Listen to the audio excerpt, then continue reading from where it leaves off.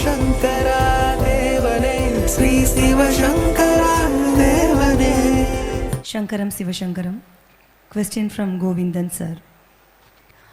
அகஸ்தியர் போகரை முழுமுதல் சித்தன் என்று பாடுகிறார். சித்தர் புறத்தை தவிர்த்து அகத்தில் இறைவனை தேடுபவர்கள் என்றும் அவர்கள் உருவ வழிபாடு செய்வதில்லை என்றும் பல அருளுரைகளில் தாங்கள் தெரிவித்திருக்கிறீர்கள். ஆனால் பழனிமலையில் போகர் பூஜித்து வந்த புவனேஸ்வரி அம்மனின் திருவுருவம் பழனியில் போகர் சமாதி என்று அழைக்கப்படும் இடத்தில் பக்தர்களின் தரிசனத்திற்காக இன்றளவும் வைக்கப்பட்டிருக்கிறதே. அப்படியானால் போகர் உருவ வழிபாடு செய்திருக்கிறார் என்று அர்த்தமா? தாங்களும் சித்தர் வழி வந்த மகான்தான். தாங்கள் பல ஆலயங்களுக்கு பலமுறை சென்று வருவதில் கூட உருவ வழிபாடு இருக்கத்தான் செய்கிறது. சித்தர்கள் ஏன் உருவ வழிபாடு செய்வதில்லை? ஆன்மீகத்தின் உயரங்களை தொட்டுவிட்டதால் உருவ வழிபாடு அவர்களுக்கு தேவைப்படுவதில்லையா? நட்ட கல்லை சுற்றி வந்து மொனமனென்று சொல்லும் மந்திரம் ஏதடா, நட்ட கல்லு பேசுமோ நாதன் உள் இருக்கையில், சுட்ட சட்டி சட்டுவோம் கரிச்சுவை அறியுமோ. சிவவாக்கியர். நீ என்ன சாப்பிட்டேங்கிறது அந்த பாத்திரத்துக்கு தெரியுமா? ஒரு பாத்திரத்தில் வத்த குழம்பு வச்ச, வத்த குழம்பு எப்படி இருக்குன்னு பாத்திரத்துக்கு ஏதாவது தெரியுமா? அந்த மாதிரி உன் உடம்பு பாத்திரம், இதுக்குள்ளே சுவாமி இருக்கார். அந்த சாமியுடைய டேஸ்ட்ன்றது ஒரு கல்லுக்கு தெரியுமா? ஒரு கல்லை நட்டு வச்சு அதை சுற்றி சுற்றி வந்து முன்மனான்னு மந்திரம் சொன்னால் கிடைக்குமா அப்படிங்கிறது. இந்த நிலையை அடைவதற்கு படிநிலைகள் இருக்கின்றது. இப்போ நீங்களே குழந்தைங்களாக இருக்கிற போது கிராலர்னு சொல்லுவாங்க, நடவண்டின்னு சொல்லுவாங்க, அதெல்லாம் யூஸ் பண்ணியிருப்பீங்க. இன்றைக்கி நீங்கள் நல்லா நடக்கிறீங்க. இப்போ நீங்கள் கிராலரையும் நடவண்டியும் எடுத்துன்னு போனால் கல் எடுத்து அடிப்பாங்க எல்லோரும், மென்டல் ஆகிட்டான்னு வச்சுக்கோங்க. அந்த மாதிரி படிநிலை. ஆரம்ப காலத்தில் சரியைன்னு பேர், சரீரத்தினால் செய்கிற பூஜைகள். அதுக்கு இந்த கல், காகிதம், குப்பை இதெல்லாம் தேவைப்படுது. ஏன்னா you want something to visualise. அந்த சரியையை தாண்டி போகிற போது கிரியைன்னு வருது. கிரியேட்னா டு கிரியேட் எனர்ஜி. ஒரு காப்பர் ஆர் கோல்டு ஆர் ஒரு என்ன சொல்கிறது பஞ்சலோகம், இந்த மாதிரி ஏதாவது மெட்டல்ஸில் சில ஜாமெட்ரிக்கல் ப்ரப்போர்ஷன்ஸில் சில சக்கரங்களை வளர்ந்து சில மந்திரங்களை சொல்கிற போது அந்த மந்திரம் அந்த குழிவுகள் வெளியே உனக்கு திரும்பி கிடைக்கிது. இது கிரியேட்டிங் எனர்ஜின்னு பேர். யோகம் அப்படின்னா என்ன? ஜோடி சேர்க்கறதுன்னு அர்த்தம். எப்படி ஜோடி சேர்க்குறாங்க? வெளியில் இருக்கிற காற்று, நமக்குள்ளே இருக்கிற காற்று. இப்போ நமக்குள்ளே இருக்க காற்று, வெளியில் காற்று இருக்கா, இந்த ரெண்டையும் ஜோடி சேர்க்குற வித்தை. இந்த இடத்துல ஒரு ஊசியில் நூல் கோக்குறாங்க இல்லை லேடிஸ் எல்லாம், அந்த மாதிரி வெளிக்காற்றையும் உள்காற்றையும் இந்த இடத்துல கொண்டு வந்துட்டு இந்த இடத்துல நாசிமுனை சுவாசம்னுவாங்க. அது கீழே போகாது, இந்த இடத்தோடு நின்றுடும், இங்கேருந்து இப்படியே போயிட்டு வந்துக்கிட்டு இருக்கும். இது மூணாவது நிலை. ஞானம்னா நமக்குள்ளேயே கடவுள் இருக்கார், இதை தேடி ஏன் வெளியெல்லாம் அலையணும்னு சொல்லக்கூடிய ஒரு பரிபக்குவ நிலை. இப்போ தன்னை அறிந்தவன் தன்னைத்தானே அர்ச்சிக்கின்றான். யாருக்கு தான் தான் டிவைன் பொட்டென்ஷியல் உள்ள ஆள் அப்படின்னு தெரியுறதோ அவன் அவனையே தான் பூஜை பண்ணுவான். மனசுக்குள்ளேயே அவனுடைய ஒரு ஆத்மஸ்வரூபமாக இருக்கிற தெய்வம், முருகனோ பிள்ளையாரோ சிவலிங்கமோ அம்பாலோ யாரோ ஒருத்தரை வச்சுக்கிட்டு மனசுக்குள்ளேயே பூஜை செய்கிறது, மனசுக்குள்ளேயே மந்திரம் சொல்கிறது, மனசுக்குள்ளேயே நைவேத்தியம் பண்ணுறது, அதெல்லாம் இது ஒரு வழி. அதுலேயும் ஹையஸ்ட் லெவல் என்ன? இப்போ நான் குளித்தா அதுதான் சாமிக்கு அபிஷேகம் நம்புறது. நான் ட்ரெஸ் பண்ணிக்கினா அதுதான் சாமிக்கு அலங்காரம் பண்ணுறது. நான் சாப்பிட்டாக்கா அதுதான் சாமிக்கு நைவேத்தியம்னு நினைக்கிறது. நான் நடந்தால் அதுதான் பிரதட்சணம்னு நம்புறது. இப்படி உண்ணும் உணவு, பருகு நீர், தின்னும் வெற்றிலை எல்லாம் பகவான் தான் வாழ்கிற ஒரு ஹையஸ்ட் லெவல் ஆஃப் லெவல் இது. அப்போது ஒரு எல்கேஜியை போய் நீங்கள் பிஹெச்டி மாலிகுலர் பயாலஜி கூடலாம் கம்பேர் பண்ண முடியாது. இது வேறு அது வேறு.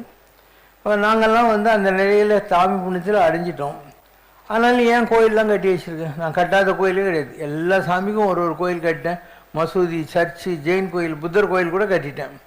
ஏன் இதெல்லாம் கட்டுறேன்? உங்களுக்காக தான். நீங்கள்லாம் படிநிலை சாதகர்கள். உங்களுக்கு நம்ம வந்து ஒரு ஹையஸ்ட் ப்ரிஸ்கிரிப்ஷனை கொண்டாந்து கொடுத்தாக்கா அது உங்களுக்கு புரிய போகிறதில்ல. அதனால இதெல்லாம் உங்களுக்கு தேவைப்படுது. இதை பிடிச்சிக்கிட்டு இதிலேருந்து நீங்கள் மேலே வர வர உங்களுக்கு இதிலெல்லாம் இன்ட்ரெஸ்ட் கம்மியாகிடும். உங்களுக்கே தெரியுது, ஒரு ஜவுளி கடையில் போய் துணி எடுத்தீங்க, அதில் ஒரு கேலண்டர் கொடுக்குறான். அந்த கேலண்டரில் ஒரு அம்பாலோ முருகனோ பிள்ளையாரோ ஏதோ ஒரு பெருமாளோ இருக்காங்க. அது எந்த சிவகாசி ஆட்லித்தோ ப்ரெஸ்ஸில் அடிச்சதும் தெரியும் உனக்கு. வரைஞ்ச ஆள் ராமலிங்கம், முனிவேலு, மணிரத்னம், ஏதோ ஒன்று தெரியுது உனக்கு. ஆனால் அதுக்குள்ளே கடவுள் இருக்க நம்புறது யாரு? நீ தான். உள்ளுவார் உள்ளத்து உள்ளன் கண்டாய் நினைஞ்சே, நீ நினைச்சா உனக்கு இருக்குது கடவுள்.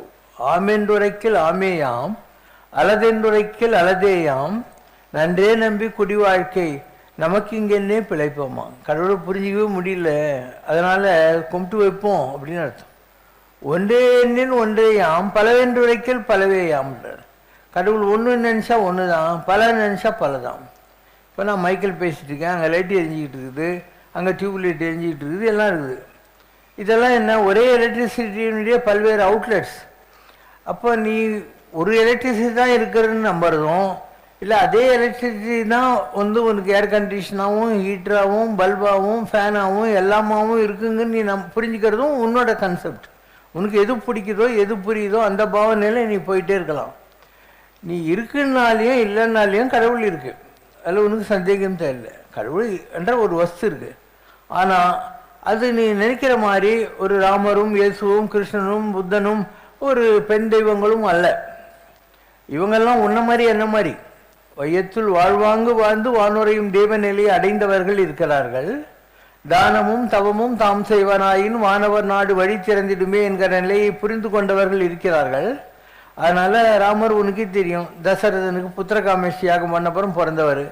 கிருஷ்ணர் ஜெயிலில் பிறந்து கம்சனால தேவகியினுடைய இதில் அதுக்கப்புறம் யசோதையால் வளர்க்கப்பட்டவர். உனக்கே தெரியுது நல்லா. இன்னும் சொல்லப்போனால் அவர் ஒரு ராட்சசி பூதனை கிட்ட கூட பால் குடிச்சிருக்காரு. அப்போ கிருஷ்ணருக்கு 3 அம்மா. சாத்வீகமாக இருந்து தேவகி, கொஞ்சம் அடித்து கொஞ்சம் ரஜோ குணத்தோடு இருந்த யசோதை, அழிக்கணும்னு நினச்சி தமோ குணத்தோடு வந்தவ. அதனால் கடவுள்கிட்டையும் 3 விதமான குணங்களும் இருக்கும். கடவுள் மனிதனாக பிறக்க வேண்டும் அப்படின்ற மாதிரி இவங்கெல்லாம் மனுஷங்களாக பிறந்தவங்க. பிறக்கிறது யாருக்கோ தான் பிறக்கிறாங்க. ஆனால் ஒரு கிவன் லெவலில் ஒரு டிவைன் எனர்ஜி இவங்களுக்குள்ளே இறங்குது. இப்போ இயேசு வந்து ஒரு சாதாரணமாக ஒரு கார்பெண்டர் குடும்பத்தில் பிறந்தார். அண்டு 12 வயசுக்கு அவர் காணாமல் போயிட்டார். 32 வயசுக்கு தான் திருப்பி வராரு. அப்போ 20 வருஷம் அவர் எங்கே போயிருந்தார்? இந்த ஆடு மாடு மேய்க்கிறவங்க கூடலாம் சேர்ந்துக்கிட்டு திபெத்துக்கு வந்தார். திபெத்தில் வந்து லாசால படித்தார். அதுக்கப்புறம் அமர்நாத்துக்கு வந்தார். ஸோ அமர்நாத்தில் குகையில் குழகிறார் இல்லையா, அமர்நாத் ஈஸ்வரர், அவர் தான் அவருக்கு குரு, இயேசு குரு. அங்கெல்லாம் இருந்து 32வது வயசில் வந்து அதுக்கப்புறம் ஒரு 4 வருஷம்தான் அவர் அதிசயங்கள்லாம் செஞ்சார். கண் இல்லாதவன் கண் கொடுக்குறது, முடவன் நடக்க வைக்கிறது, செத்தவன் எழுப்பது, பேப்பி சத் ஓட்டுறது, எல்லாத்தையும் பண்ணுறார். ஆனால் ஜனங்கள்லாம் சேர்ந்து அவரை சிலுவையில் போட்டுறாங்க. அவர் பின்னால் யாருமே வரல. கோழி கூவத்துக்குள்ளே 3 தடவை பீட்டர் சேமோன் இவர் இல்லைன்னுறான். 30 வெள்ளிக்காசுக்காக ஜூடாஸ் காரியட் காட்டி கொடுத்துட்றான். சிலுவை தள்ளும்போது வந்தாலையும் தாமஸ்ங்கிறவன் டவுட்டிங் தாமஸ்னுவாங்க, நான் நம்ப மாட்டேன்னு சொன்னான். ஸோ இவருக்கு வேறு வழி தெரியல. இவர் தேர்ந்தெடுத்த 12 சிஷ்யங்களே இவர் செய்த எல்லா அதிசயங்களும் கூட இருந்து பார்த்தாலே இவரை நம்பலை. அதனால் அவர் மனசு வெறுத்து போயிட்டு திருப்பியும் காஷ்மீருக்கு வந்துட்டார். காஷ்மீரில் இருந்து தன்னுடைய குரு அமர்நாதர் அங்கே இருக்கிறதுனால அங்கே வந்து ஈசா நபிங்கிற பேரில் இருந்தார். He was not Jesus Christ here, ஈசா நபி. இதை பற்றி நம்ம லைப்ரரியில் கூட புக் இருக்குன்னு சொல்லிட்டேன். அக்வேரியஸ் காஸ்பல் ஆஃப் ஜீசஸ் கிரைஸ்ட்னு ஒரு புக்கு, ஜீசஸ் லிவ்ட் இன் இந்தியான்ட்டு ஒரு புக்கு, இதெல்லாம் நம்மகிட்டையும் இருக்குது. அவருடைய சமாதி யூதர்களை எப்படி காஃபின் பண்ணுவாங்களோ அந்த மாதிரி இருக்குன்னு நாசாக்காரன் சேட்டலைட் ஃபோட்டோ எடுத்து மற்ற இந்தியாவில் இருந்தவங்களதெல்லாம் மேலே நோக்கி இருந்தாக்கா இவர் வேறு மாதிரி இருக்குன்னு கண்டுபிடிச்சிருக்காங்க. So authenticated version. he ultimately came down to his own guru's place and started living here and merged with the supreme spiritங்கிற மாதிரி. இப்படி ஒவ்வொரு மகானும், ஒரு புத்தர் இருந்தார், அவர் அழகான பொண்டாட்டி புள்ளியெல்லாம் விட்டுப்புட்டு சித்தார்த்தனில் இருந்தவர் ஏன் ஜனங்க கஷ்டப்படுறாங்கன்னு தேடி ஞானத்தை போதி மரத்தடியில் கண்டுபிடிச்சி வந்து அவ்வளோ ஜனங்களுக்கு நல்லது பண்ணிக்கிட்டே இருந்தார். அவருடைய சொந்த கசின் ஒருத்தன் தேவதத்தன் பேர், அவன் வாழ்நாள் பூரா இவரை நோண்டிக்கினே இருந்தான். இவரை வந்து நம்ப வேணான்னு சொன்னான், இவர் சிஷியர்கள்லாம் இவரிலிருந்து பிரிக்கிறான், இந்த மாதிரி என்னென்ன ரகங்கள்லாம் பண்ணிக்கினே இருந்தான். அவருடைய அம்மா பொண்டாட்டி எல்லாமே அவரை திட்ட ஆரம்பிச்சிடறாங்க. ஏதோ பெருசாக லவ்வுன்னு சொன்னிய பாவி மனுஷா, உன் பையனையே என்னையும் அனாதையாக விட்டு போயிட்டேன்னு தோளில் துண்டு போட்டு முறுக்காத குறையா ஒய்ஃப் கேட்டிருக்கா புத்திர. லாஸ்ட்டில் இவருக்கு வெறுத்து போச்சு. லோகம் சூன்யமயம், லோகம் க்ஷீணமயம், உலகம் துக்கத்தினால் நிரப்பப்பட்டிருக்கிறது, இதில் எதுவுமே நிஜம் கிடையாது அப்படின்னு தெரிஞ்சுக்கிட்டு அவர் கொல்றதுக்காக உணவில் விஷம் வச்சு அனுப்புகிறாங்க. அவருக்கு தெரியுது விஷம் இருக்குதுன்னு சொல்லி. சரி நம்ம என்ன பண்ணோம் இந்த உலகத்தில், அது தெரிஞ்சே சாப்பிட்டுட்டு இறந்தார் அவர். இப்படி தான் அவர் உயிரை விட்டார். பாரதியார் ஒரு பாட்டு சொல்லியிருப்பார், யார் யார் எப்படி செத்தாங்கன்ட்டு.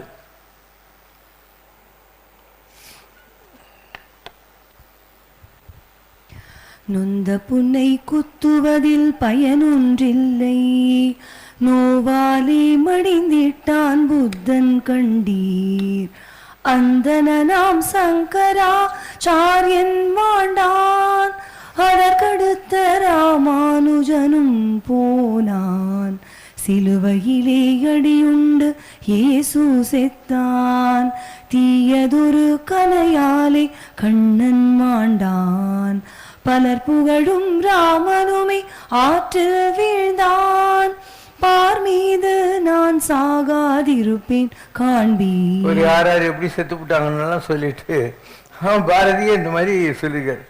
அதனால இந்த உலகத்துல உம்பர் பரவும் திருத்தணிக்கு மலை மேல் இருப்பாருக்கு அப்படின்னு. திருத்தணி மலை மேல தேவர்கள்லாம் கும்பிட்ற முருகன் இருக்கான், அவனை கும்பிட்டு வெயிப்பாரு. அதை விட்டுட்டு அவளை வயிற்றை வளர்ப்பதற்கே அல்லும் பகலும் அலைகின்றேன், சிவ கனியை சேர கருதுகிறேன். சிவனுடைய பிள்ளையா இருக்கிற முருகனை சேரணுன்ற எண்ணமே எனக்கு வரல, எப்போ பாரு இட்லி போண்டா சாப்பிட்றதுல தான் என்னுடைய மைண்டெல்லாம் இருக்குன்றாங்க. அதனால உலகத்துல மரண பிரமாதம் நமக்கு இல்லையாம் அப்படின்னு சொன்ன பாம்பன் சுவாமிகள் இருக்கார். நான் மரணத்தை பார்த்து பயப்படுறது இல்லைன்னு. அப்போ மரணத்தை பார்த்து பயப்படுறது இல்லைன்னா என்ன அர்த்தம்? இந்த வாழ்க்கை என்பது அனித்தியம் என்று தெரிந்து கொள்வது. இந்த உலகத்துல எல்லாமே மாயை தானே. நீ எத்தனை வருஷம் இருந்துருவ? 100 வருஷம் 105 வருஷம் இருந்தாங்க, 120 வருஷம் இருந்தாங்கன்ற. யாரும் ஆயிரக்கணக்கான வருஷமா கூட்டம் அடிச்சுட்டு உலகத்துல இருந்தா நீ படிக்கவே இல்லைல்ல. அதனால யாரா இருந்தாலையும் the death of a caterpillar இது எமர்ஜென்ஸ் ஆஃப் எ பியூட்டிஃபுல் பட்டர்ஃப்ளைன்னு. ஒரு அருவருப்பான கம்பளி பூச்சி செத்தாதான் அதுலேருந்து ஒரு அழகான வண்ணாத்தி பூச்சி வெளியே வரும். அதனால நீ இறந்தா இன்னும் நல்லா வரும். ஆலிவர் பிளாங்கோ ஒயிட்னு ஒரு கவிஞன் நைட் அண்ட் டெத்னு ஒரு கவிதை எழுதியிருக்கான் இங்கிலீஷில். 14 வரி சானட்னுவாங்க. அவன் சொல்கிறான், முதல்ல உலகத்தில் ஒரு மனுஷன் வந்தான், அவன் வெளிச்சத்தெல்லாம் பார்த்தான், சூரியனை, ஆறு, கடல், பறவைகள், விலங்குகள், ரொம்ப சந்தோஷம் வந்தான். அப்போ மத்தியானம் போய் மாலை பொழுது வந்தது. அதுக்கப்புறம் அவன் கொஞ்சம் என்னடா அது வெளிச்சம்லாம் போயிட்டு கொஞ்சம் டல்லாயினே வருதேன்னு நினச்சான். அதுக்குள்ளே இருட்டு வந்துச்சு. அவனுக்கு இருட்டை பற்றி ஒன்றுமே தெரியாது. அதனால் என்ன ஆக போதோன்னு நினச்சி பயந்தே இருந்தான். பறவைகள் எல்லாம் கொண்டுக்கு போச்சு, விலங்குகள் எல்லாம் பொந்துக்கு போச்சு. இவனுக்கே தெரியாமல் கொட்டாவி விட்டுட்டு நல்லா தூங்கிட்டான். சொல்லியிருந்த சூரியன் மூஞ்சி மேலே அடிச்சிச்சின்னு பார்த்தா மறுபடியும் வெளிச்சம் வந்துச்சு. இப்போ இவன் நினச்சானா, இந்த இரவு எவ்வளோ நல்லா இருக்குது, நல்லா தூக்கம் வருது, உலகம் பூரா அமைதியாக இருக்குது, இது தெரியாமல் நான் இரவை பார்த்து பயந்துக்கிட்டே இருந்தேனே முட்டாளா அப்படின்னா. அந்த மாதிரி நமக்கு மரணத்தை பற்றி ஒன்றுமே தெரியாது. அவனுக்கு எப்படி இருட்டை பற்றி தெரியாதோ அந்த மாதிரி வாழ்க்கை என்ற பிறவியில் வெளிச்சத்தில் இருக்கிற நமக்கு மரணத்தை பற்றி ஒன்றும் தெரியாது. அதனால் நம்ம பயப்படுறோம். நீ ஒரு தடவை செத்து பார்த்துரு. இப்போ நான் செத்து பார்த்துவேன். நான் இது வரைக்கும் 2 தடவை 3 தடவை செத்து பார்த்துருக்கேன். அதனால் நான் யமனை பார்த்து சிரித்த வேண்டாம் அப்படின்னு ஒரு சினிமா பாட்டுருக்குல்ல, அந்த மாதிரி மரணத்தை பற்றி பயமே இருக்காது. But you want to undergo the experience of death. அப்போ what is this experience of death? உன்னுடைய உடம்புங்கிற கண்டெய்னரில் இருக்கக்கூடிய அந்த ஜோதி உடம்பை விட்டு வெளியே வந்து இந்த உடம்பும் ஜோதியும் ஒன்றுக்கு ஒன்று வேடிக்கை பார்த்துக்கிறது. உடலோன் தானே உயிரோன் நோக்கொட்டி பார்த்திடு அப்படின்னா, உடலோன் உயிரோன் ரெண்டும் ஒன்றுக்கு ஒன்று வேடிக்கை பார்க்கறது. அதுதான் டெத் எக்ஸ்பீரியன்ஸ்ன்றது. பாடு கட்டி சுடுகாட்டு தூக்கின்னு போனாங்களா, எரிச்சாங்களா, போச்சாங்களெல்லாம் ஒன்றும் முக்கியமே இல்லை உனக்கு. அந்த வைபவம் விட்னஸிங்னு சொல்லுவாங்க இல்லையா, ஆத்மாவும் சரீரமும், அதுதான் எக்ஸ்பீரியன்ஸ் ஆஃப் டெத்துன்றது. அது இந்த உலகத்தில் இருக்கிற போது தான் நிகழும். எங்கேயோ யமப்பட்டினத்துலேயே அங்கேயும் இங்கெல்லாம் போய் உட்காந்து தான் நடக்கிறது இல்லை, இந்த பூமியிலே அது நடக்கும். அதுக்கப்புறம் அந்த சாய்ஸ் இஸ் யுவர்ஸ். அந்த உடம்பு விட்டு வேறு உடம்புக்கும் நீ போகலாம், இல்லை அந்த உடம்பு உனக்கு ஏதோ ஒரு வகையில் யூஸ்ஃபுல்லாக இருக்குன்னாக்கா நீ அந்த உடம்புல கண்டினியூ பண்ணலாம்.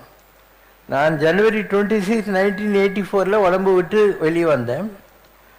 அதுக்கப்புறம் 1999, 2000 வந்தேன், 2012 வந்தேன். இப்படி 3 தடவை இந்த உடம்பு விட்டு நான் வெளியே வந்திருக்கேன். ஆனால் எனக்கு ரிப்ளேஸ்மெண்ட் இன்னும் கிடைக்கல. இப்போ நீ ஒரு கேள்வி கேட்குற, நான் உடனே பதில் சொல்ல ஆரம்பிச்சிடுறேன். நான் உட்காந்துன்னு இருக்கேன், ஆனால் அவங்க எல்லாருக்கும் எல்லா பிரசாதம் வந்துச்சான்னு பார்க்குறேன், எல்லாம் ஒழுங்காக டிஸ்ட்ரிபியூட் ஆகுதான்னு பார்க்குறேன், வாட் நெக்ஸ்ட்னு பார்த்துன்னு இருக்கேன். ஸோ இவ்வளவையும் ஒரே இடத்துல உட்காந்துட்டு பண்ணக்கூடிய திறமை உனக்கு வந்துச்சுன்னா இந்த உடம்பும் நல்லது தான். உடலுக்குள் உத்தமன் உருபொருள் கண்டே உள்ளுக்குள்ளே ஒரு ஜோதி இருக்குன்னு கண்டுபிடிச்சிட்டேன், எனவே உடலை ஓவாது ஓம்புகின்றேன்னு, அதனால் இந்த உடம்புக்கு நான் மரியாதை கொடுக்குறேன்னு அர்த்தம். இப்போது எனக்கு இருக்கிற அனுபவங்கள் இந்த 77 வருஷத்தில் எத்தனை விதமான அனுபவங்கள் இருக்கும் இல்லையா? ஆர்டிக் அண்டார்டிகாலேருந்து உலகம் பூரா சுற்றிருக்கேன், நல்லது கெட்டது பார்த்துருக்கேன், குடும்பம் நடத்தியிருக்கேன், குழந்தை குட்டி பெற்றிருக்கேன், என்ன செய்யலை ஒரு அமைப்பை இந்த மாதிரி உருவாக்கியிருக்கேன். காலம்லாம் பேங்க்கில் கடன் வாங்காமல் இவ்வளோ பெரிய அமைப்பு உருவாக்குறது ஒன்றும் விளையாட்டு கிடையாது. யாராவது சம்பளத்துக்கு இருக்காங்களா? யாரும் கிடையாது, எல்லாம் வாலண்டியர். நீங்களே பார்க்குறீங்க உங்கள் எதிர்த்து இந்த குட்டி குட்டி பசங்கள்லாம் எப்படியெல்லாம் இன்வால்வ் ஆகி ஓடி ஓடி வெளி வேலை செய்கிறாங்க, எல்லாம் செய்கிறாங்க. இதெல்லாம் வந்து ஒரு நாளில் உருவாக்க முடியாது.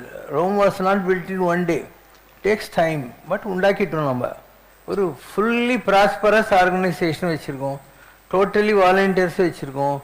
சம்பளத்துக்கு யாருமே கிடையாது. மேனேஜ்மெண்ட்டில் இருக்கிறவங்களும் சரி, இதை மெயின்டைன் பண்ணுறவங்களும் சரி, பூஜை பண்ணுறவங்களும் சரி, எல்லாமே வாலண்டியர்ஸ். அப்போ ஒரு பியூட்டிஃபுல்லாக ஒரு ஆர்கனைசேஷனாக உருவாக்கியிருக்கணும். Creating an organisation, development of skills and coordination of வேல்யூஸ்னும் ஒரு ஆர்கனைசேஷனை உருவாக்கணும். எல்லாருக்கும் அந்தந்த திறமைகளை வந்து உருவாக்குறதுக்குள்ள வாய்ப்புகளை கொடுக்கணும். அதுக்கப்புறம் எல்லாரையும் ஒன்று சேர்க்கணும். ஒத்த தொண்டரோடு கூட்டு கண்டாய்ங்கிற மாதிரி கோஆர்டினேஷன் ஆஃப் வேல்யூஸ்னுவாங்க, அவங்களெல்லாம் ஒன்று சேர்க்கறது. இதெல்லாம் வந்து மேனேஜ்மெண்ட்டில் ஒரு ஹையஸ்ட் லெவல். இதில் புக்கு பரிசெல்லாம் வராது. உங்கள்கிட்ட ஏதோ இருக்கணும். அகப்பையில் இருந்தால் சட்டியில் இருந்தால் அகப்பையில் வரும். உங்கள்கிட்ட ஏதாவது இருந்தால் தான் இதெல்லாம் பண்ண முடியும், இல்லாதது வராது. அந்த மேனிஃபெஸ்டேஷன் இல்லையா, அது வந்து அவ்வளோ ஈஸியாக வந்துடாது. நீங்கள் எல்லோரும் கூட பொட்டென்ஷியல் தான். இப்போ நீங்கள் இந்த கிரானைட்டை பேத்துட்டு கீழே பார்த்தீங்கன்னா நரம்பு, அது கீழே சவுடு, அது கீழே களிமண், அது கீழே மணல், அது கீழே தண்ணி, அதுக்கு கீழே பெட்ரோல், அது கீழே தங்கம். நீ இது மேலே உட்காந்துங்கிறங்கிறத உன் மண்டையில் வரவே இல்லையே. அதனால் தேடுங்கள் கண்டறிவீர்கள், கேளுங்கள் கொடுக்கப்படும், தட்டுங்கள் திறக்கப்படும். ஸோ யார் தேடுறாங்களோ அவங்களுக்கு கிடைக்குது. நீ இன்னும் தேடவே ஆரம்பிக்கலை, எனக்கு கிடைக்கல கிடைக்கல, அது எப்படின்னா நான் என்ன சொல்கிறேன், தேடு, கிடைக்கும், எல்லாருக்கும் கிடைக்கும். ஏன்னா ஜங்கம சொத்து தான். என்ன உலகத்திற்குள் எல்லாரும் கடவுள் தான், எல்லாருக்கிட்டையும் அதே கடவுள் தான் இருக்கார். கடவுள் என்பது ஒரு ஆள் கிடையாது, ஒரு எக்ஸ்பீரியன்ஸ் ஆஃப் சப்ஜெக்டிவிட்டி. கடவுளை ஒரு பதார்த்தம் மாதிரி இன்னும் ருசியெல்லாம் பார்க்க முடியாது, நீயே அதுவாக மாற வேண்டும். முல்லா நசுருத்தின்னு ஒருத்தன் தான், அவனுடைய கழுதை காணாமல் போச்சு. எல்லாரும் என்னன்னு கிடைக்கவே இல்லை. அவன் என்ன பண்ணான், 2 கையை முன்னால் வச்சான், 2 காலை பின்னால் வச்சு கழுதை மாதிரி கத்திக்கின்னு நேராக போய் ஒரு பாலும் கண்டுக்கிட்டு நின்ட்டான். பார்த்தா இவனுடைய கழுதை அதுக்குள்ளே கிடக்குது. இவெல்லாம் சொன்னாங்க, நீ ஜீனியஸியா, எப்படியா இந்த ஐடியா உனக்கு வந்துச்சின்னு. நான் மனுஷனாக இருக்கிற போது கழுதை மூளை எனக்கு எப்படி இருக்குன்னு தெரியாது. நான் என்ன கழுதையாக யோசனை பண்ணி பார்க்குற போது கழுதை என்ன பண்ணியிருக்குன்னு தெரிஞ்சுது, அதுதான் நான் கரெக்டாக அங்கே போய் நின்னேன். அந்த மாதிரி நீ மனுஷனாயிருந்து கடவுளை பிடிக்க முடியாது, நீ கடவுளாய் கடவுளை பிடிக்கலாம். அப்போ கடவுளை ஆகிறதுக்கு நீ எவ்வளோ கஷ்டப்படணும். தானம் செய்யணும், தவம் செய்யணும், அன்பாக இருக்கணும், வெறுப்பு வேணும், கோபத்தை வேணும், பொறுமையாக இருக்கணும், பாரபட்சம் பார்க்கக்கூடாது, எல்லாரையும் லவ் பண்ணணும். இதெல்லாம் அவ்வளோ ஈஸியாக வர்ற வேலையா, நீயே சொல்லி பார்க்கலாம். அதெல்லாம் வந்துச்சுன்னா நீயும் கடவுள். அப்போ நானும் கடவுள்னு சொல்கிறேன், நீயும் கடவுள்ன்றேன். நான் கடவுள் ஆகிறதுக்கு என்னெல்லாம் பண்ணேன்னு சொல்கிறேன் இல்லையா? நீ எதுவுமே பண்ண மாட்டேன், அது நம்பிக்கை வரலையா அப்படின்னு நான் என்ன பண்ணி வைக்கிறது இல்லை? You have to work hard to become God. It's not easy to become God. ரொம்ப கஷ்டம் கடவுளாகிறது. மானம் அவமானம் எல்லாத்தையும் பார்க்க வேண்டியிருக்கும் இல்லையா? எவ்வளோ கஷ்டப்பட வேண்டியிருக்கும். இயேசு சிலுவையில் போய் என்ன பாடுபட்டார் பாவம். உலகத்தின் பாவங்களை சுமந்து தீர்க்கிற தேவனுடைய ஆட்டுக்குட்டி அப்படின்ற ஒரு நிலையில் இருந்தவர், குடிக்கிறதுக்கு தண்ணி கூட இல்லை, இடுப்பில் இந்த துணி கூட கீழே விழ போகுது. அப்போ தான் அவர் சொல்கிறார், பிதாவே என்னை ஏன் கைவிட்டீருங்கிறார். என்னை அம்பா கைவிட்டேன்னு கடவுள் பார்த்து கேட்குற போது தான் அவருடைய ஆத்மா உடம்பு விட்டு பிரியுது. அதனால் கடவுள் மேலே லவ் இருந்தால் கூட இந்த ஆத்மா உடம்பை விட்டு போகாது. ஆசை அருமின் ஈசனோடு ஆயினும் ஆசை அருமின். கடவுள் மேலே இருக்கிற ஆசை கூட போகணும். அப்போ தான் அவனுக்கு சிவசங்கர பாபா தொட்டிருக்கிற உயரங்கள் வரும். நான் கடவுளை திட்டுவேன், உன்னால் திட்ட முடியுமா? அவனுக்கு பயம். அவர் காதில் குளுமி எடுத்துருவார், மூக்கில் சளியை உஞ்சிடுவார், எல்லாம் சொல்லுவேன். நான் நல்லா திட்டுவேன் இல்லையா? ஏன்னா என்கிட்ட ஒன்றும் குறையில்லை. ஏதாவது எனக்கு ப்ராப்ளம் வந்தால் அதுக்கு பொறுப்பு யார்? என் பாஸ். நீ ஒரு கம்பெனியில் வேலை செய்கிற, அந்த தான் உனக்கு ஒழுங்காக சம்பளம் கொடுக்கணும், உனக்கு எல்லா பயணப்படி கொடுக்கணும், நீ நல்லா வேலை செய்யணும், ஏசி போட்டு கொடுக்கணும், எல்லாம் கொடுக்கணும். கொடுக்காத பாசு தான் பாசு இல்லை? பாசு பாசு பாசு.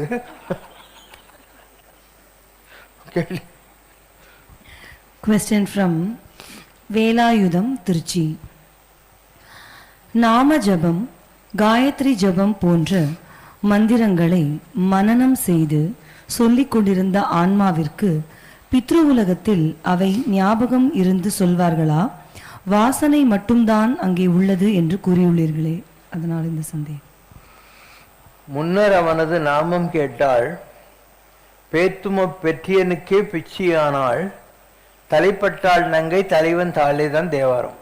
அதனால் what is in an name, a rose is a rose is a ரோஸ்னுவாங்க. ரோஜான்றது நீ எப்படி சொன்னாலையும் அது ரோஜா தான். அந்த மாதிரி கடவுளுடைய பெயர் என்பது உனக்கு ஏதோ ஒன்று பிடிச்சு போச்சுன்னு வச்சுக்கோ. பேராயிரம் பரவி வானோரும் ஏத்தும் பெம்மான், சகஸ்திர நாமத்தை சொல்லி தேவர்களும் கும்பிடுற நிலையில் அவன் இருக்கான். அவனுக்கு ஒரு பேர் தான் இருக்கும், ஆனால் 1000 பேரை சொல்லி அவனை கும்பிடுறாங்களாம். ஏதவன் பேர் ஏதவன் ஊர், யார் உற்றார் யார் அயலார், ஒரு நாமும் ஒரு உருவம் இல்லாருக்கு 1000 திருநாமம் பாடினாம் தெல்லையனம் கொட்டாமோ. அதனால் உனக்கு எந்த பேர் பிடிக்குதோ அந்த பேரை நீ ஞாபகம் வச்சுட்டு இருந்தா பித்ருலோகத்திலையும் உனக்கு அது ஞாபகம் இருக்கும். ஏன்னா சுவாச நிசுவாசம் மூச்சு காத்துலேயே அந்த ஜபம் கலந்து போயிருக்கும், டெஃபினட்டாக கலந்து போயிருக்கும். நீ எங்கே இருந்தாலையும் தூக்கத்தில் இருந்தால் கூட அந்த பேர் உனக்கு வந்துக்கிட்டே தான் இருக்கும். அதில் உனக்கு டவுட்டே தேவையில்லை. எல்லா பேரும் ஒன்றே தான். நீ எந்த பேர் உனக்கு பிடிக்குதோ அதை நீ வச்சுக்கலாம். அதனால் கவலைப்பட தேவையில்லை. இந்த உலகத்தில் உனக்கு எந்த ஃபார்ம் பிடிக்குதோ அந்த ஃபார்மை நீ கெட்டியாக பிடிச்சிக்கோ. அது பித்ருலோகத்திலையும் உனக்கு ஹெல்ப்ஃபுல்லாக இருக்கும். பித்ருலோகத்தில் எல்லா எண்ணங்களோடையும் தான் நீ இருப்ப. இந்த பூமியில் உன்னுடைய பெரியவங்க, உன்னுடைய யார் சொந்த பந்தங்க, அவங்கெல்லாம் எப்படி இருக்காங்கன்னு அங்கே இருந்தால் உனக்கு ஞாபகம் இருக்கும். ஸோ இன்ஃபேக்ட் அவங்க ஏதாவது ரொம்ப கஷ்டத்தில் இருந்தால் அவங்க பித்ருலோகத்தில் இருக்கிறவங்க அங்கே இருக்கிற பெரியவங்க கிட்ட போய், எப்படி இந்த பூமியில் சங்கராச்சாரியார் மாதிரி பெரிய ஆளுங்க இருப்பாங்கள்ல, அந்த மாதிரி அவங்கக்கிட்ட போய் என் பேத்திக்கு குழந்தை இல்லை, என் பேரன் நல்லா இல்லை, அவனுக்கு போய் நல்லது பண்ணு, அங்கெல்லாம் உனக்காக வக்கீல் வேலை செய்கிறாங்க அவங்கெல்லாம். அதனால் தேவசம் பண்ணுறது காரியம் பண்ணுறதெல்லாம் நல்லதுன்னு நான் 100 தடவை சொல்லிட்டேன். ஏன்னா அவங்க உனக்காக இவ்வளோ செய்கிறாங்க, நீ அவங்களுக்காக ஏதோ ஒரு 2 இட்லி கிள்ளி காக்காய்க்கு வச்சுனா என்ன? காக்கான்றது என்ன? பித்ரு தேவத்தை. அது அவங்களுக்கு கொண்டு போய் சேர்க்கறதுக்காக நியமிக்கப்பட்ட போஸ்ட் ஆஃபீஸ். அதனால் நீ சும்மா வச்சுட்டு காக்கான்னு சொல்லு, சாப்பிடுதா இல்லையான்றது உனக்கு கவலை இல்லை, அதெல்லாம் கடவுள் பார்த்துக்கோங்க. பித்ரு தேவதைகள் அதெல்லாம் பார்த்துக்கோங்க. பிரளயம் வரும்போது எல்லா ஜீவனும் சிவனை சென்று அடைகின்றார்கள், சிவனும் விஷ்ணுவும் மட்டும்தான் இருப்பார்கள் என்று கூறியுள்ளீர்கள். பித்ரு உலகத்தில் உள்ள ஆன்மாக்களும் பூவுலகிற்கும் பித்ரு உலகிற்கும் நடுவில் உழன்று கொண்டிருக்கும் துர்மரணம் சம்பவித்த ஆன்மாக்களும் கூட சிவனை அடைந்து விடுமா? அவங்க நடுவில் அலையிறதில்லை, இந்த பூமியிலே அலையிறாங்க. நான் போன வாரம் கூட பார்த்தேன், யாரோ பாவம் ரொம்ப ஏழையான ஒரு முஸ்லீம், ஆனால் நல்லவன். இந்த ஏரியாவில் இவங்கெல்லாம் புதைக்கிறாங்க இல்லையா, அவங்களெல்லாம் அவ்வளோ ஈஸி இல்லை அவங்களுக்கு சால்வேஷன். எரிச்சிட்டா வேறு விஷயம். புதைக்கிறதுனால அவன் நான் படுத்துனுக்கிற ரூமில் மேற்கு திசையை பார்த்துட்டு நமாஸ் பண்ணிக்கிட்டு இருக்கான். அதனால் அவங்கெல்லாம் பாவம் கஷ்டத்தில் தான் இருக்காங்க, ஏழையாக இருக்கான் அந்த முஸ்லீம் வேறு பாவம். அண்ட் அவனுக்கு ஏதோ பக்தியெல்லாம் பண்ணியிருக்கான், இல்லைனாக்கா செத்த பின்னால் அந்த வாசனைகள் எங்கேருந்து வரும்? அவங்ககிட்ட ஏதோ ஒரு பவர் இல்லைனாக்கா நான் எங்கேயோ கிளம்பாக்கத்தில் படுத்துனுக்கிறேன், எங்கிட்ட எப்படி சேருவான்? அதனால் எல்லாமே நிஜம்தான். அதனால் நிறைவே இந்த பேக் ஆஃப் ஆகாத ஆத்மாக்கள்லாம் இந்த பூமியில் தான் இருக்கும், உனக்கு அதில் சந்தேகம் தேவையில்லை. இதில் துர்மரணத்தை அடைந்தவங்கெல்லாம் சோறு தண்ணி இல்லாமல் பிசாசுக்கு பேய் காத்தா சுற்றிக்கின்னு இருப்பாங்க. ராகவேந்திரர் எவ்வளோ பெரிய ஆள், அவருடைய மனைவி சரஸ்வதி. ராகவேந்திரர் சாமி ஆகிட்டாருன்னு தெரிஞ்ச உடனே அவன் கிணத்துல செத்துவிட்டா பாவம். அதுக்கப்புறம் பேய் ஆகிட்டு ராகவேந்தர் இடத்துலேயே நின்றுக்கிட்டே இருப்பான், கண்ணீரோடு நின்றுக்கிட்டே இருப்பான். ராகவேந்தருக்கு என்னடா இப்படி ஆகிப்போச்சுன்னு சொல்லி ஜபம் பண்ணி அந்த பிரேதாத்மா போகிறதுக்காக அது மேலே தண்ணி தெளிக்கிறார். அப்போ அந்த பிரேத சரீரத்தை விட்டு அது போகுது. ஆனால் இவர் கும்பிட்ற தெய்வங்கள் இருக்கு இல்லையா, பஞ்சமுக ஆஞ்சநேயர், ஐகிரிவா, நாரசிம்ம, கருடா, ஆதிவராகர், அவங்க சொல்கிறாங்க நீ பண்ண தப்பு. ஒருத்தர் சூசைட் பண்ணின்னு சேர்த்தா அதில் எவ்வளோ கஷ்டங்கள் இருக்குன்றது அந்த ஆத்மாவுக்கு தெரியணும், அதுதான் அவங்களுக்கு லெசன். ஆனால் நீ அதுக்கு முக்தி கொடுத்தது தப்பு. முக்தின்னா லிபரேஷன் இல்லை, அந்த இதுக்கு பிரேத சரீரத்திலிருந்து முக்தி. அதனால் உன்னுடைய சரஸ்வத் பிராமண குடும்பத்தில் வந்தவங்க வருஷத்துக்கு ஒரு நாள் சுமங்கலி பிரார்த்தனை பண்ணி ஒரு புடவை ரவிக்காய் தாம்பூலம் அந்த பெண்களுக்கு கொடுக்கணும் சுமங்கலிகள். அப்போ நீ பண்ண பாவம் போகும். அது கூட நீ சாமி ஆகி தொலைஞ்சதுனால உனக்கு இந்த எக்ஸம்ஷன், இல்லைனாக்கா உனக்கு அந்த கர்மம் வரும் அப்படின்னு சொல்லியிருக்காங்க. அதனால் இந்த உலகத்தில் சூசைட் பண்ணின்னு செத்தா மாத்திரம் அதுங்க சுற்றின்னு தான் இருக்கும். ஒரு நார்மலான டெத்து இருந்து நீங்கள் அந்த 10 நாள் 14 நாள் கைகரியெல்லாம் பண்ணிவிட்டு அவங்கள ஒரு கோயில் கொடிமரம் மாதிரி குச்சி நடுவீங்க, பிண்டம் வச்சு இந்த இது ஆசைகள்லாம் நிறைவேற்றிக்கோங்கன்னு சொல்லி நீ வந்த வேலை ஆயிடுச்சு மேலே போன்னு சொல்வீங்க. அப்போது அது எத்திரியல் வேல்டுக்கு போகும். அது கூட என்ன சொர்க்கம் கிடையாது, பித்ருலோகம். அங்கே போய் இருந்துட்டு அடுத்த பிறவிக்கு ரெடி பண்ணி அனுப்புவாங்க, திருப்பியும் பூமிக்கு அனுப்புவாங்க. அவ்வளோதான். அதில் லிபரேஷன் ஆகாது, பட் பீஸ்ஃபுல்லாக இருக்கலாம் கொஞ்ச நாளைக்கு. திருப்பி இந்த உலகத்துக்கு வந்து தாகணும். அதுதான் பித்ருலோகம். இந்த பூமியில் இருக்கிற போதே நீ உயர்நிலைகளை தொட்டுட்டியானா நீ தேவராகலாம். இந்திரன், சந்திரன், வாயு, வர்ணன். அங்கே போய் கொஞ்ச நாள் அந்த பதவிகளெல்லாம் என்ஜாய் பண்ணிவிட்டு ஊர்வசி, திலோத்துமை, ரொம்ப எல்லாம் என்ஜாய் பண்ணிவிட்டு அது முடிஞ்ச உடனே பதவி திருப்பி வந்துடுவேன். நீ கஷ்டப்பட்டு ஒரு ஐஏஎஸ், ஐஎஃப்எஸ், ஐஆர்எஸ் படிச்சுட்ட, உனக்கு உடனே ஒரு டவாலி, 4 பியூனு, காரு, பங்களாலாம் கொடுக்குறாங்க. எவ்வளோ வரைக்கும்? ஒரு 55-58 வயசு வரைக்கும். அது ஆன உடனே நீயும் பக்கத்து வீட்டு குப்புசாமின்னு ஒன்று தான். நான் பெரிய ஆளுன்னு நீ சொல்ல முடியாது. பதவி அது. அந்த மாதிரி தேவர்கள்ங்கிறது ஒரு பதவி தான். அது முடிஞ்சாக்கா திருப்பியும் பூமிக்கு வரணும். இங்கே நீ திருப்பியும் தானம் செய்யணும், தவம் செய்யணும். அதுக்கு பின்னால் உனக்கு ஒரு ஒளி உடம்பு கிடைக்கும். அந்த ஒளி உடம்புன்றது ஒரு நட்சத்திரமாக இருக்கலாம், 12 சூரியர்களில் ஒருத்தனாக இருக்கலாம், 11 ஏகாத ருத்ரர்கள்ன்றாங்களா அதில் ஒன்றா இருக்கலாம். இல்லை இந்த மாதிரி கோயில்களில் ஒரு சிலையில் கொண்டு போய் உன்னை உட்கார வச்சு உனக்கு சாப்பாடு கொடுத்து இந்த கோயிலுக்கு வர்றவங்களுக்கு நீ நல்லது செய்யன்னு சொல்லி ஒரு பிரான்ச் மேனேஜர் வேலையாக இருக்கலாம், என்னவோ வேணா இருக்கலாம். அது உன்னுடைய தகுதிக்கு தவத்துக்கு ஏற்ற மாதிரி அந்த போஸ்ட் கிடைக்கும். அது பித்ருலோகம் கிடையாது. தேவர்கள் உலகத்தையும் முடிச்சுட்டு அதுக்கப்புறம் உள்ள பெரிய நிலை. அது இதுக்கு ஒளி உடம்புன்னு பேர். அப்போ வள்ளலார் சொல்றார், உலகுயிர் திரளலாம் ஒளி நெறி பெற்றிடங்கிறார். அந்த ஒளி உடம்பை இவர்கள் அடைய வேண்டும். அப்போ காற்றாலே வலியாலே ககனமதாலே அழியாத பொன்னுடம்பு எனக்காய் பொறிந்திடும் படிக்காய், பொன் உடம்புன்னு பேர். அதுக்கு எதனாலும் பாதிக்கப்படாது. எனக்கு பொறிந்திடும் படிக்காய் அருட்பெருஞ்சோதி தனிப்பெருங்கருணைன்னு வள்ளலார் சொல்றார். அந்த நிலை ஐஎஸ் லெவல். நீ சித்தர்கள் உலகத்தில் இருக்கலாம், அங்கே உனக்கு தனியாக ஒரு இடம்லாம் இருக்கும், அதில் உட்காந்து நீ தவம் பண்ணலாம். இந்த பூமியில் உன்னை யாரெல்லாம் கும்பிட்றாங்களோ, ஒரு ராகவேந்திரரை, சிரிடி பாபாவை, ராமலிங்க வள்ளலார், யார் எங்கே கும்பிட்றாங்களோ, அப்போ அவங்க என்ன பண்ணுவாங்க, இந்த உலகத்தில் ஒரு தகுதியான ஆள் உடம்புக்குள்ளே அவங்க போவாங்க. அது சிரிடி பாபாவாக இருக்காது, ராமலிங்க வள்ளலாராக இருக்காது, இன்னொரு சாமியாக இருக்காது. ஆனால் அந்த எனர்ஜி இருக்கும். அந்த எனர்ஜி வேற ஒரு உடம்பு மூலமாக அந்த சாமியாரை யாரெல்லாம் கும்பிட்றாங்களோ அவங்களுக்கு நல்லது செய்யும். அவங்களுக்கு எல்லாருக்கும் நல்லது நடக்கும். ஆனால் நீ கும்பிடுறது வீணாகிறது இல்லை. ஆனால் அதே உடம்புல கிடைக்காது, வேற ஒன்று கிடைக்கும். இப்போ ராமரை நீங்கள்லாம் கும்பிட்றீங்க. இப்போ ராமராக இருக்க மாட்டார். மதுரை கவி ஆழ்வார்னு ஒருத்தர் இருந்தார். அவர் அயோத்திக்கு போகிறாரு ராமரை தேடி. ராமர் அசரீரியாக சொல்கிறார் காதில், நான் இங்கே இல்லை, ஒரு ஜோதி இருக்கு, அது பின்னால் வா, நான் இருக்கிற இடத்த காட்டுறேன். அவர் அயோத்தியிலிருந்து திருப்பி தமிழ்நாட்டுக்கு வர்றாரு. ஆழ்வார் திருநகரில் போனாக்கா ஒரு புளிய மரத்து பொந்துக்கிட்டு போய் அந்த ஜோதி நின்றுடுது. உள்ளே எட்டி பார்த்தாக்கா அவர் 12 வயசு பையன் ஜட நிஷ்டையில் உட்காந்துட்டு இருக்கான். அவனுடைய இந்த ஜென்மத்து பேர் என்ன? நம்மாழ்வார். இப்போ ராமர் நான் எங்கே இருக்கேன்னு சொல்றது யாருக்கிட்ட சொல்றாரு?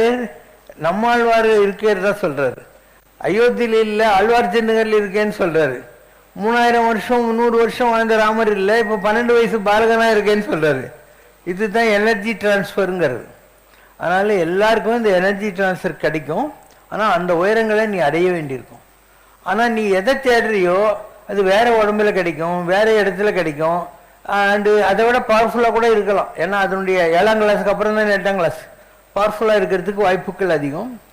மக்களுக்கு இந்த காகிதம், கேலண்டரு, கட்டை மட்டை கல்லுங்களை கட்டிக்கிட்டு ராமரையும் கிருஷ்ணரையும் இயேசுவையும் புத்தரையும் கும்பிட்டுன்னு இருக்காங்க இல்லையா, அவங்கெல்லாம் அந்த மாதிரி இருக்க மாட்டாங்க. அவங்கெல்லாம் லுமினஸ் பாடிஸாக இருப்பாங்க. அவங்க இப்போ ஒரு மதர் தெரசா வரான்னா அவன் நல்ல செய்கிறா. அதனால இந்த இயேசுங்கிற ஆத்மா அல்பேனியாலுங்கிற ஒரு லேடிக்கு ஹெல்ப் பண்ணும். இப்படி தான் நடக்கும். So the source will help you, but not in the same form, not in the same way. இதெல்லாம் அவங்கவுங்க அனுபவத்தில் தான் தெரிஞ்சுக்க முடியும். கிறிஸ்டியானிட்டிலையும் நல்லவங்கெல்லாம் இருக்கிறாங்க. போர்ச்சுகல் நாட்டில் போனீங்கன்னாக்கா அங்கே ஃபாத்திமான்னு ஒரு அம்மா இருக்கா. ஃபாத்திமான்ற பேர் முஸ்லீம்கள்லையும் உண்டு, கிறிஸ்டியனும் உண்டு. அந்த சர்ச்சு பூரா நம்ம ஊரில் ஏற்றுற மாதிரி ஒரே கேண்டில் ஏற்றி ஜெகஜோதியாக இருக்கும் அந்த இடம்லாம். இப்படி பல நாடுகளில் இந்த மாதிரி அந்த டிவைன் எனர்ஜியை கிரகிச்ச பெண்மணிகளும் ஆண்களும் இருக்காங்க.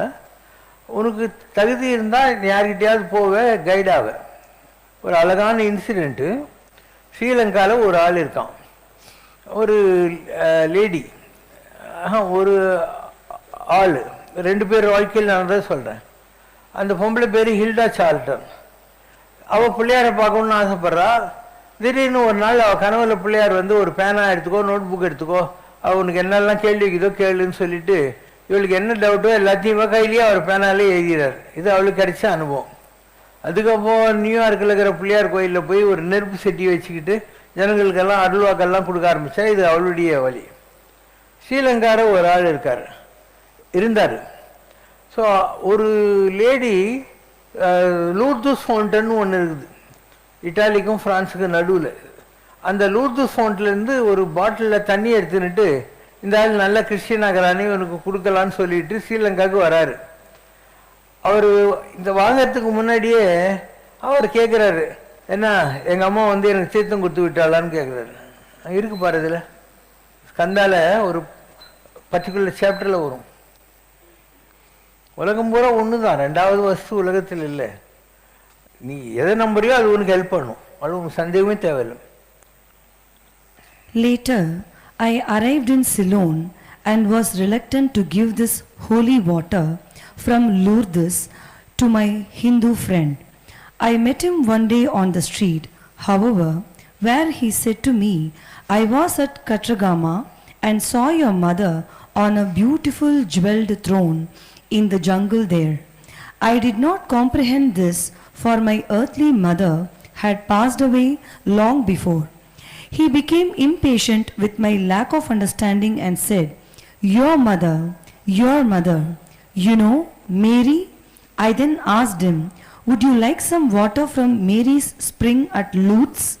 He answered with almost joy in his voice, of course. He drank the water and never touched alcohol again. He was completely cured. The desire to drink left him, never to return. How beautifully unified are those of the heaven worlds. Here was an that's all. Okay, இதெல்லாம் நிஜம். எவ்வளோ அனுபவங்கள் இந்த மாதிரி எவ்வளோ பேருக்கு வந்திருக்குது தெரியுமா? நீ எந்த மதம்ன்றதெல்லாம் முக்கியம் இல்லை. உங்கள்கிட்ட ஒரு நல்ல ஆத்மா இருந்தால் இந்த உலகத்தில் இருக்கிற எல்லா டிவைன் எனர்ஜியுமே ஒன்றா பிளஸ்ஸிங் பண்ணி தான் இருக்கும். கிறிஸ்டியனையும் முஸ்லீமையும் இந்துவெல்லாம் யாரும் பார்க்குறதே கிடையாது. இப்போ நான் இப்போ உட்காந்து இருக்கேன். And yes is close to me. Anyone is close to me. And they know I am doing the same work which they wanted to do. So life is so beautiful the way God has designed. நீங்கள்லாம் ஒழுங்காக இருந்தால் போகிறோம், வேறு ஒன்றுமே பண்ணுறதில்லை. உங்களுக்கே தெரியாமல் கடவுளுடைய கண்கள் உங்களை பார்த்துக்கிட்டு இருக்கு, உங்களுடைய குறைகளை கடவுளுடைய காதுகள் கேட்டுக்கிட்டு இருக்கு, எல்லாமே தானாகவே நடந்துக்கிட்டு இருக்கு. நீங்கள் ஒன்றும் கிழிக்க தேவையில்லை. கடவுளை நம்பிட்டும் வேலையை செஞ்சுக்கிட்டு இதெல்லாம் தானாக நடக்கும். பாடலாமா? ஜீவனுக்குள் ஒரு சிவம் வந்தது, என் சித்தத்தில் மாற்றத்தை அது தந்தது, சோகமெல்லாம் எங்கோ போய் மாய்ந்தது, புது ஸ்வர்க்கம் படைத்து அது தந்தது, ஜீவனுக்குள் ஒரு சிவம் வந்தது. அம்மையோடு அப்பனென வந்தவர்க்கு மங்களம், ஆசானும் தெய்வமுமாயானவர்க்கு மங்களம், இத்தனை துயர்கள் எல்லாம் தீர்ப்பவர்க்கு மங்களம், ஈஸ்வராவதார சிவசங்கரர்க்கு மங்களம்.